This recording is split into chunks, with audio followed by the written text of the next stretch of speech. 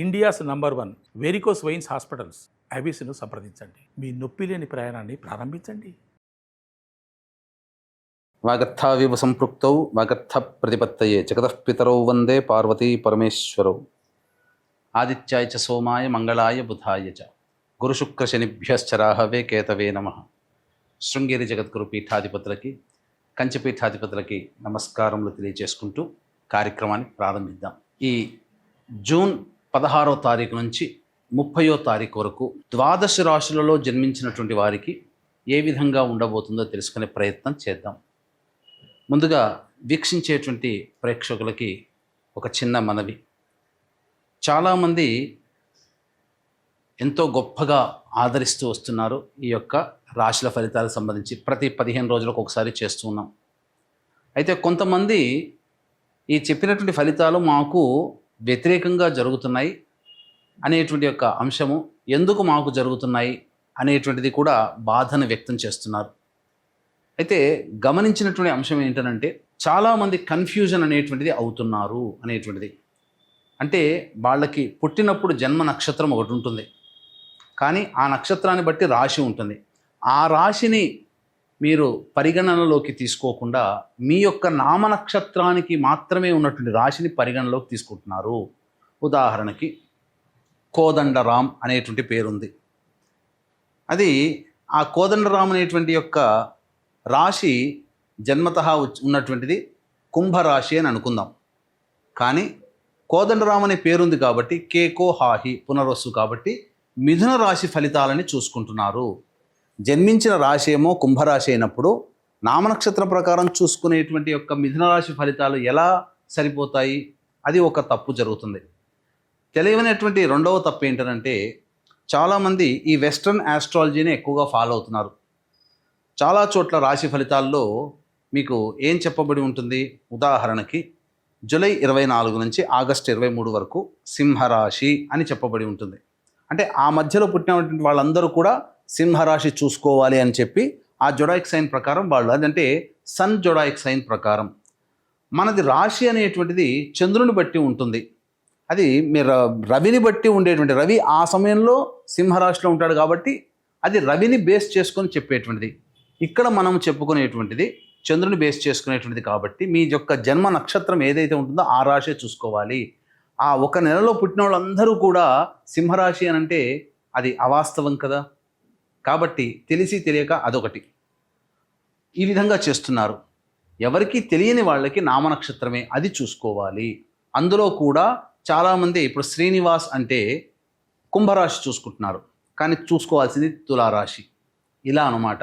కాబట్టి ఈ తేడాని, ఈ మార్పుల్ని మీరు గమనించుకొని అసలు సిసలైనటువంటి మీ రాశి ఏందో దాని ప్రకారం మీ జన్మ పత్రిక ప్రకారం ఉన్నటువంటి రాశిని చూసుకుంటే అప్పుడు మీకు ఫలితాలు కరెక్ట్గా 90% వరకు మీకు మ్యాచ్ అవుతాయి. మనం చెప్పుకునేటువంటిది దినచర్యలలో భాగంగా రోజువారీ కార్యక్రమంలో ఏ రోజు ఆదాయం ఖర్చు ఎలా ఉంటుంది, ఏ రోజు మానసిక పరిస్థితి మంచిగా లేదా ఆందోళనగా ఉంటుంది అనే విషయాల్ని మనం క్లుప్తంగా తెలియచేసుకుంటున్నాం. కాబట్టి ఇవి విషయాలు పరిగణలోకి తీసుకొని మన ఈ చెప్పబడేటువంటి రాశి ఫలితాలు మీరు ఆపాదించుకున్నట్లయితే 90% వరకు మీకు అవి సరిపోతాయి దినచర్యలో రోజువారీ కార్యక్రమంలో.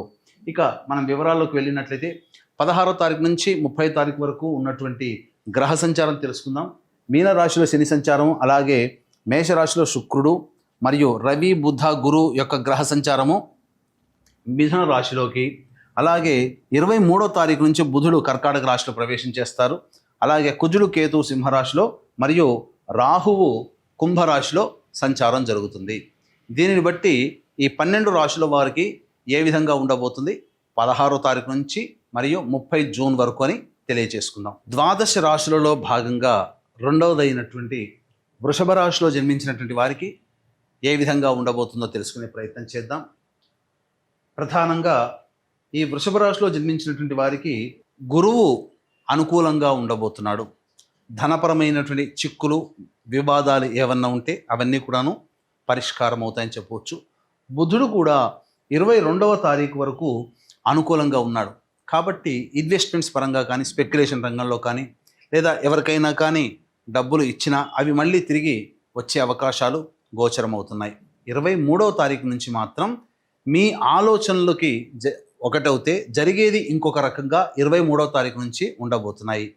ఇతరుల వల్ల మీరు మోసపోయే అవకాశాలు 23వ తారీఖు రోజు నుంచి ఉన్నాయి కాబట్టి జాగ్రత్తలు పాటించండి.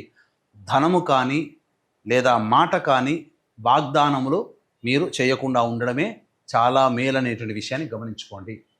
ఇక రవిగ్రహ ప్రభావం వలన చేస్తున్నటువంటి ముఖ్యంగా ఉద్యోగాల్లో, వృత్తి వ్యాపారంలో మెలకువతో పనిచేయండి. ఎందుకంటే మీరు మోసపోయే అవకాశాలు ఎక్కువగా ఉన్నాయి.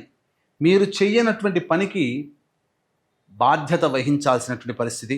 కాబట్టి చెయ్యని తప్పుకి మీరు సమాధానం చెప్పాల్సినటువంటి పరిస్థితి ఈ వృషభ రాశిలో జన్మించినటువంటి వారికి ఉద్యోగరీత్యా, వ్యాపార రీత్యా, వృత్తిరీత్యా గోచరమవుతున్నాయి. కాబట్టి జాగ్రత్తలు పాటించండి. నిరుద్యోగస్తులు మంచి సమయం కోసం వేచి చూడడమే చెప్పవచ్చు. ఎందుకంటే ఎంత ప్రయత్నం చేసినా చాలా మటుకు కష్టాలే ఉద్యోగ ప్రయత్నాల్లో నిరుద్యోగస్తులకి ఉన్నాయని చెప్పవచ్చు. ఇక కుజ కేతుగ్రహ సంచార ప్రభావము, ఇది కాస్త ఆలోచించాల్సినటువంటి విషయం. తల్లిగారి ఆరోగ్యం పట్ల శ్రద్ధ వహించాలి. అలాగే వాహనాన్ని నడిపేటప్పుడు జాగ్రత్తలు పాటించండి. ఏ పని యందు కూడాను సంతోషము ఆవిరైపోతుంది. విజయం దక్కినంత సమయము మీకు చాలా తక్కువగా ఉంటుంది. కష్టమే ఎక్కువగా ఉన్నట్టుగా భావించాలి. ఇక రాహు యొక్క సంచార ప్రభావం వెరసి మీకు ఆనందదాయకంగా ఉంటుంది. చాలా కసితో మీరు ప్రయత్నాలు చేస్తారు. తద్వారా విజయాలు మీ సొంతం చేసుకుంటారని చెప్పవచ్చు. శుక్రగ్రహ సంచార ప్రభావం కూడా అనుకూలంగా ఉండడము, ఇతరుల మీద మీరు పైచేయి సాధించడం, ముఖ్యంగా స్త్రీ సాంగత్యము, స్త్రీల యొక్క ప్రేమ ఆదరాభిమానాలను పొందడము అనేటువంటివి వృషభ రాశిలో జన్మించినటువంటి వారు పొందుతారని చెప్పవచ్చు. శని సంపూర్ణంగా అనుకూలంగా ఉన్నటువంటి కారణం చేత సర్వకార్య సిద్ధిని కలగచేస్తున్నాడు. ఓవరాల్గా చూసుకున్నట్లయితే మీకు మిశ్రమ ఫలితం కంటే కూడా ఎక్కువగానే శుభ ఫలితాలు గోచరమవుతున్నాయి. ఈ రాశిలో జన్మించినటువంటి వారికి, విద్యార్థులకి మీకు అనుకున్నటువంటి విద్యా సంస్థల్లో ప్రవేశం లభిస్తుంది. విదేశీ విద్య, విదేశీ ఉద్యోగం సంబంధించినటువంటి వ్యవహారాల్లో విజయాన్ని పొందుతారు. ఇక వివాహానికి సంబంధించి చేయు ప్రయత్నాల్లో ఈ వృషభ రాశిలో జన్మించినటువంటి వారికి కాస్త కష్టాలు తప్పవని చెప్పవచ్చు.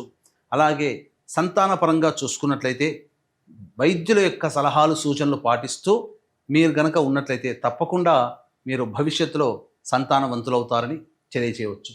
ఏతావాత చెప్పొచ్చేది ఏమిటంటే, ఈ యొక్క వృషభ రాశిలో జన్మించినటువంటి వారికి ప్రధానంగా ప్రభుత్వ లావాదేవీలు జరిపేటువంటి వ్యక్తులకి సూచనలు 23వ తారీఖు నుంచి అనుకూలంగా ఉండదు. కాబట్టి ఏదైనా బిల్స్ శాంక్షన్ చేసుకోవాలనుకున్నా 22వ తారీఖులోనే శాంక్షన్ చేసుకునే ప్రయత్నం చేయండి.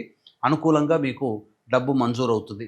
అయితే ఇక్కడ ఓవరాల్గా చూసుకున్నట్లయితే ప్రధానంగా దైవబలం ఉన్నప్పటికీ మానవ సంకల్పం అనేటువంటిది గట్టిగా ఉంటేనే ఈ యొక్క వృషభ రాశిలో జన్మించినటువంటి వారికి అనుకూలమైనటువంటి స్థితిగతులు మీకు ఈ 16వ తారీఖు నుంచి 30వ తారీఖు జూన్ వరకు కలుగుతాయని చెప్పొచ్చు. కాబట్టి ఏతావాత చెప్పొచ్చేది ఏమిటంటే, మిశ్రమమైనటువంటి ఫలితాలు ఈ యొక్క వృషభ రాశిలో జన్మించినటువంటి వారికి ఉండబోతున్నాయి.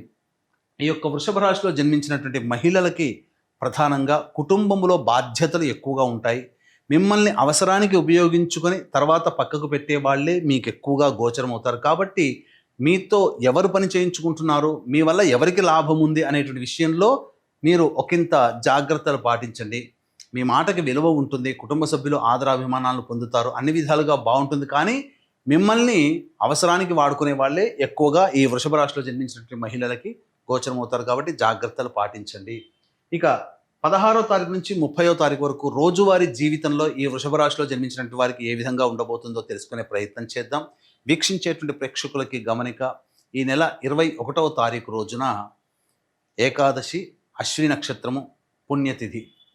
ఈ రోజున జాతకరీత్యా కలుగు విద్య, వివాహ, ఉద్యోగ, దాంపత్య, అనారోగ్య సమస్యల నివారణకి మరియు మేష, మిథున, కర్కాటక, సింహ, కన్య, వృశ్చిక, ధనస్సు, కుంభ, మీన రాశుల్లో జన్మించినటువంటి వారికి శనిదోష పరిహారార్థమై శనీశ్వర హోమము, సర్వదోష నివారణ పూజలు, హోమాలు అనేటువంటివి జరిపించి శక్తిపాతము చేయబడినటువంటి శంకరుంగలి మాలని మీకు అందివ్వడం జరుగుతుంది.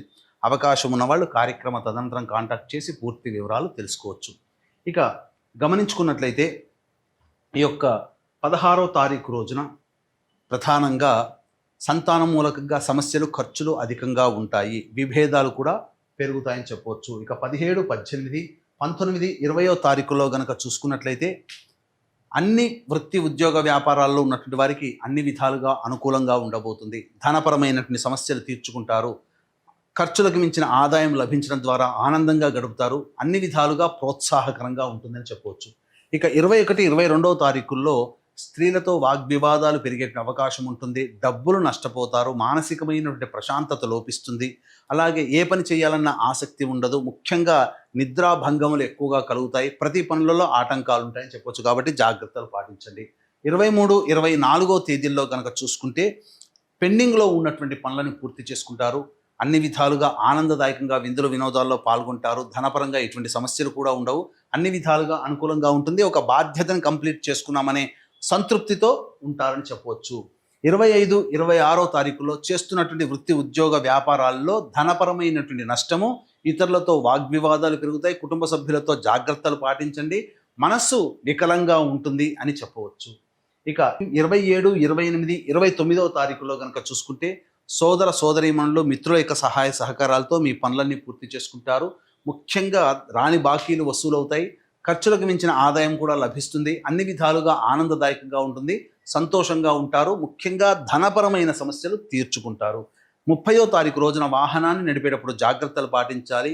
అలాగే భాగస్వాములతో విభేదాలు వచ్చే అవకాశం ఉంటుంది. సంతోషంగా గడపనటువంటి పరిస్థితి, ఖర్చులు కూడా అధికంగా ఉంటాయని చెప్పవచ్చు.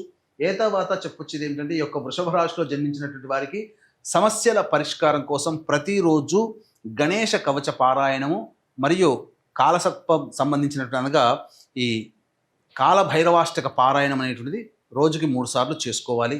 ఇప్పుడు చెప్పినటువంటి సమస్యల కంటే ఇంకా ఎక్కువగా సమస్యలు మిమ్మల్ని బాధిస్తున్నట్లయితే దగ్గరలోని మంచి ఉపాసనా పరులైనటువంటి జ్యోతిష్యులని సంప్రదించి వారి సలహాలు, సూచనలు కనుక పాటించినట్లయితే మరింత మెరుగైనటువంటి జీవితాన్ని పొందుతారని తెలియజేస్తూ సర్వం శ్రీ ఉమామహేశ్వర పరబ్రహ్మార్పణమస్తు.